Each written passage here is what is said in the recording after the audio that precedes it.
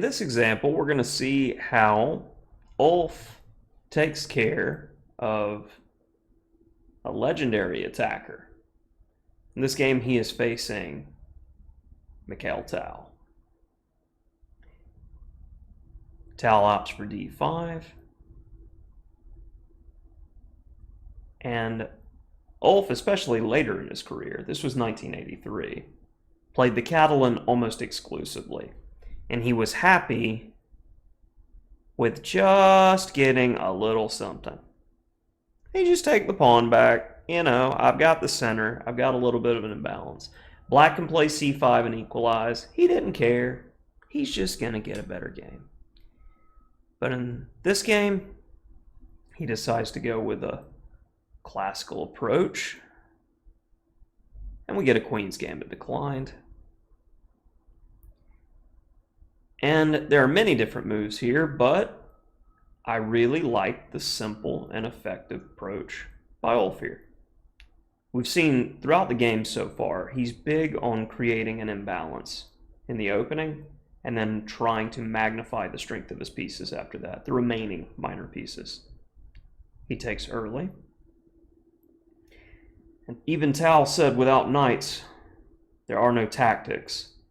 One knight less. Tactical calculation ability of the wizard lessens. And I have to admit, when looking at this type of game, once we get around here, that I would not make the proper decision at this juncture. But it's important to understand the dynamics of this position. So take your time, try to figure out what White's plan is and why.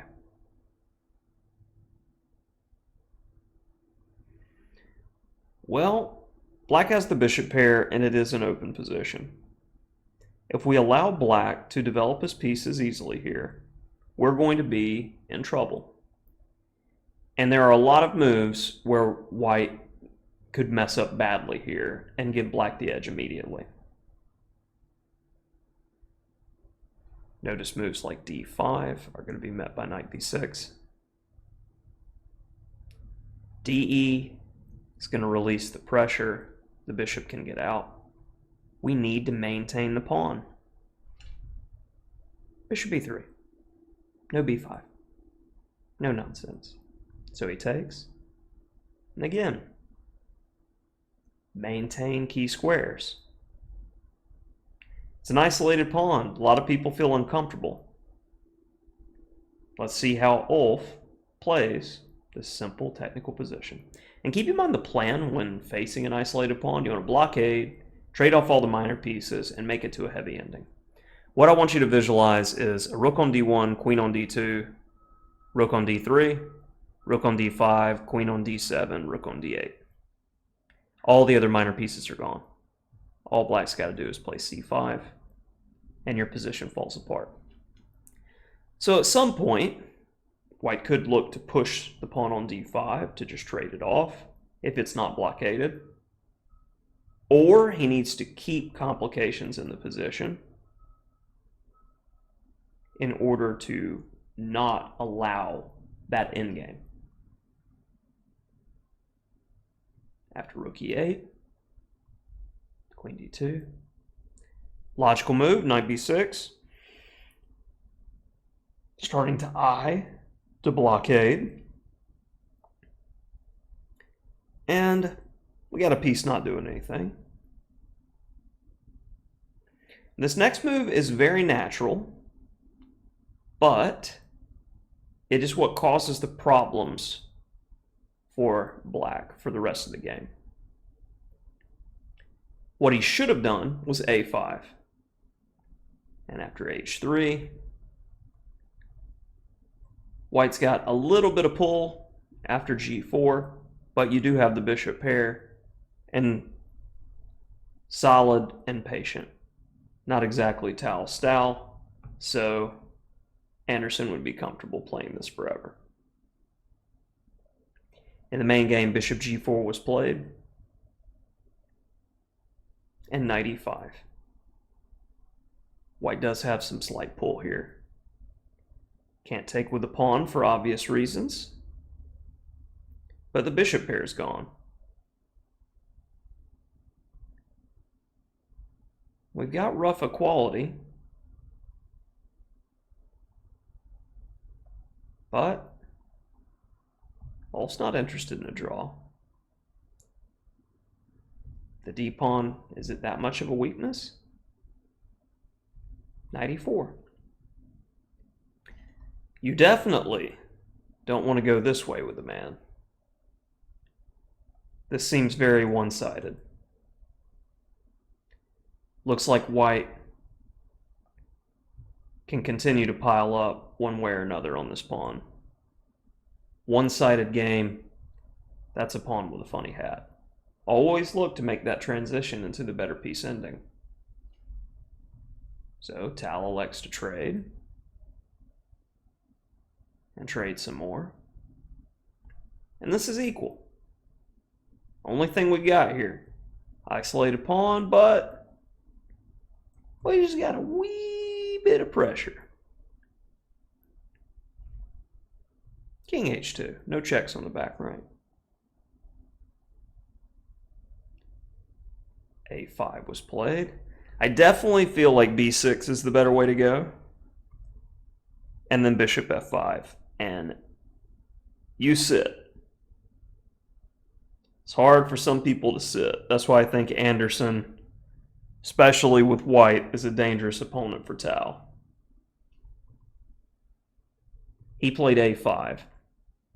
All this is encouraging white to come in, hitting the a pawn and the b pawn. Tactics.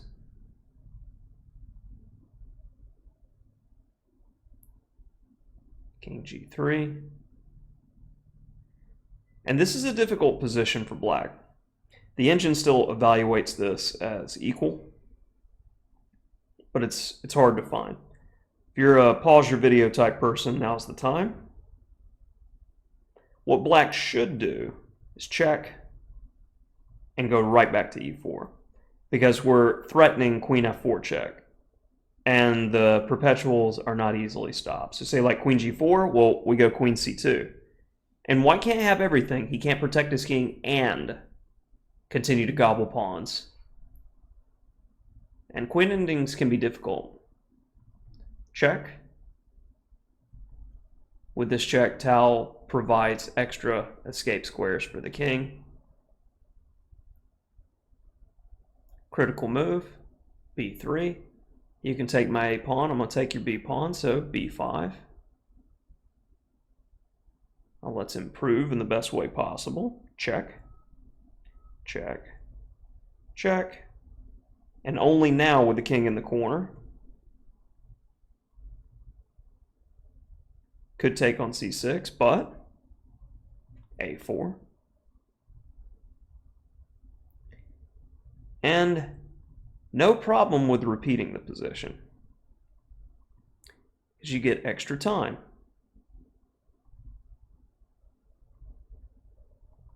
Outside pass pawn.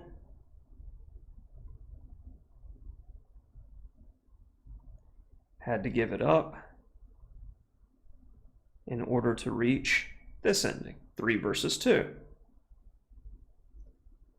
Is this a win? Yes. How? This is a pause your video moment and try to figure out the rest of the game. Where do you want your pieces? Why? How do you want your breakthrough? Well, king g6. f4.